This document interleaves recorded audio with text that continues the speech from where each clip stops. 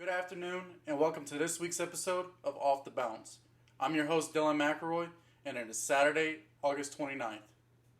We got a few things to get into this week, such as why the NBA players have decided to protest, and also a developing story in Philadelphia. But first, let's roll that intro. Off the bounce, I'ma get it in. Off the bounce, I'ma get it in. 3-point shot, I'm flicking my wrist. Seeing me shoot, I swear I don't miss. Throwing it up, but you're going like Swish. Raining the buckets, we do it like this. Off the bounce, I'ma get it in. Off the bounce, I'ma get it in. Off the bounce.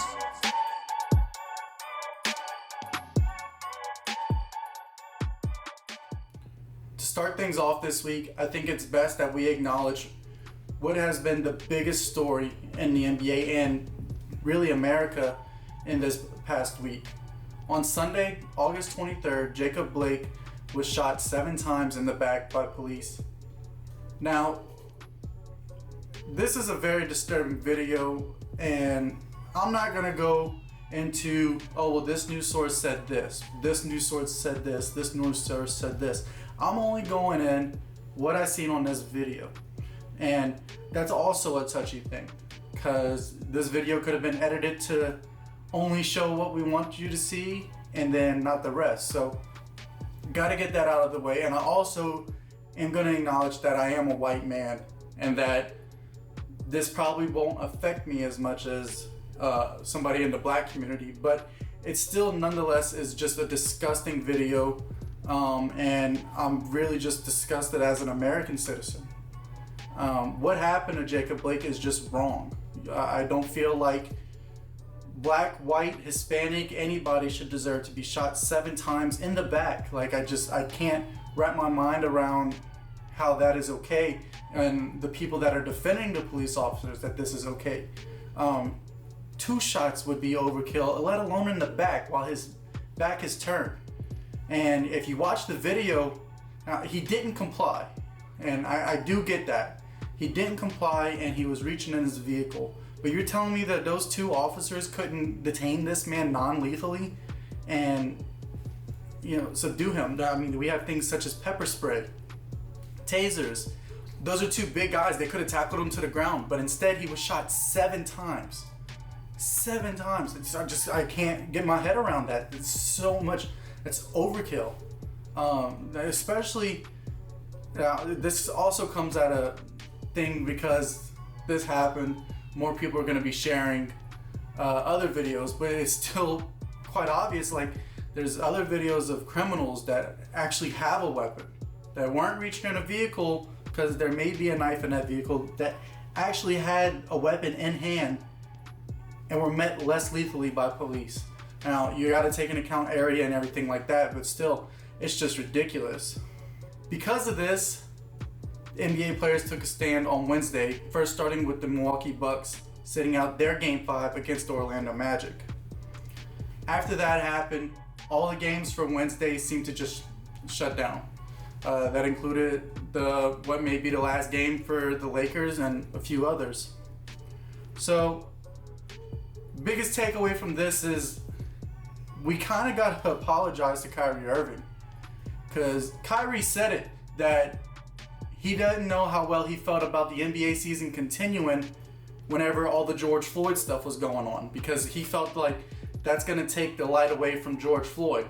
And the NBA players responded with, or not really the NBA execs were like, look, we're going to let you put slogans on the back of your jersey. We're going to have Black Lives Matter on the back. You can protest during the national anthem.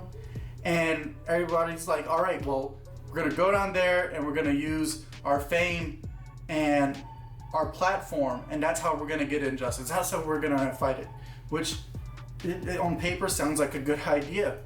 But this shooting kind of shows that it doesn't matter what you say, what protest, that they really don't care, and that you need to threaten them. And so whenever it comes on those lines, it comes down to, we're not going to play. Y'all want to watch us play, we're not going to play. And they haven't played, and it was really up in the air until yesterday morning whether or not they were going to play. And it wasn't until yesterday morning that, the games will resume. But think about that. Like, they wanted to use their voice in the bubble, and something still happened during the playoffs. Now, like, maybe people didn't watch these seeding games, but who isn't watching the playoffs if you're an NBA fan? And part of it's like, maybe they aren't watching because of those protests, because it's against their characteristics, which is all good and fine, but you figure now you're not an NBA watcher because they do this, and now, the NFL's doing it, so I'm not going to watch the NFL anymore. Oh, baseball. We had 2 games back to back where players went out there, they did a moment of silence for Jackie Robinson, and then they left. And so it's kind of getting hard for these people that are not wanting to watch because of the players' views. They're kind of having a hard spot. Like, where are we going to go? And so, like, the big thing's like, oh, we're going to watch hockey now. And the NHL has even started doing these protests. So these people that are kind of being belligerent and pig-headed about not watching because a community of people are trying to get a message across, they're kind of running out of places to hide, which I'm sure they don't care. They're going to just stop watching sports altogether. So no big deal to them. But I like what the NBA has done.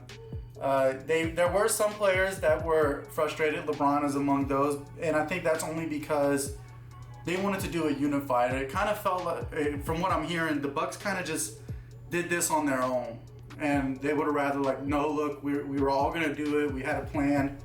So, but yeah, gotta apologize to Kyrie because it did continue to happen, kind of like he said, like. The bubble distracted us and these things still occurred.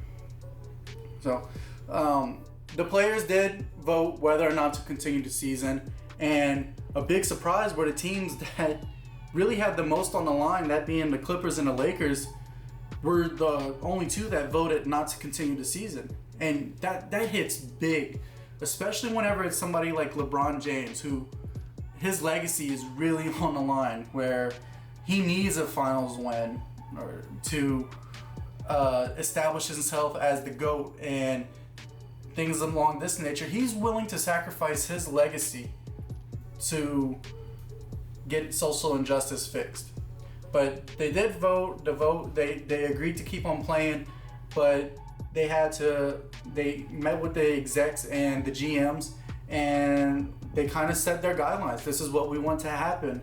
We're going to put these on the screen so you can read them. These are very doable things. Like, they're not asking for much. That's the surprising part. But NBA games will resume today, and we're going to go ahead and throw that schedule up before we move into our next topic.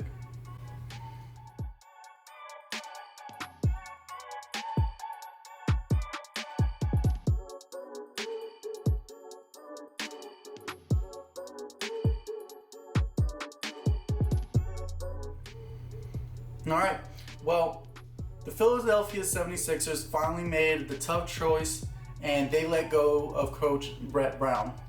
Now, this was probably inevitable from the year 2013, whenever he started coaching, to now. He has a record of 221 and 344. That puts him at like 39% winning chances. And with the talent that he had around him, you would expect a little bit more than just a peak in the Eastern Conference semifinals, which, you know, that was a lucky shot by Kawhi. I want to say in Coach Brown's defense that this wasn't all on him. He's been coaching since 2013, and in that time, there were times when it's just really all on the front office. Like, there was times whenever they wanted to tank, and then there was times where, like, they drafted Embiid.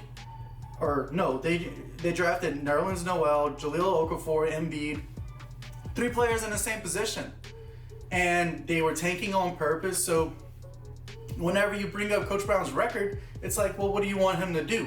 He was coaching on a team that literally was trying to lose. So you can't really fault him for that. You can fault him for these last 3 years, but then you have to bring into fact that Embiid is in and out with injuries.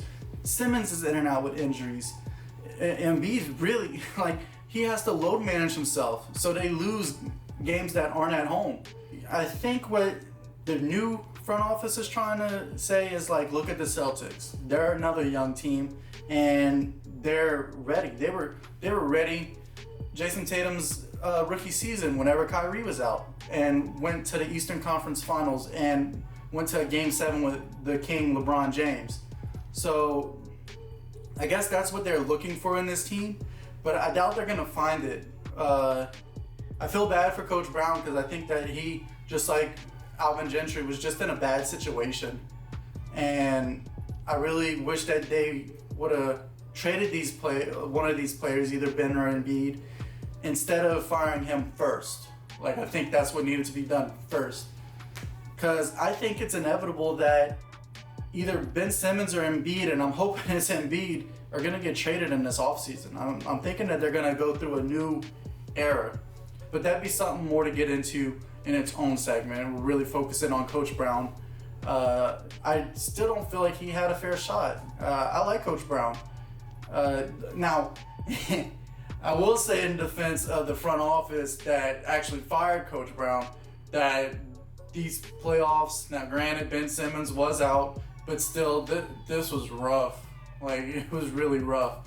It was times where it's like Joel Embiid is your best player on the floor, but he hasn't taken a shot since the first quarter. Like, what's up? Like, get this man the ball. He's a beast down there. So, just like Alvin Gentry, things roll downhill. If you're a coach and you can't get your young guys to do what they need you to do, and that is win games, then they're gonna let you go.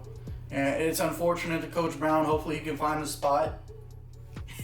The Pelicans got a spot open, but yeah, they got a couple other teams that I feel like Coach Brown will fit more in.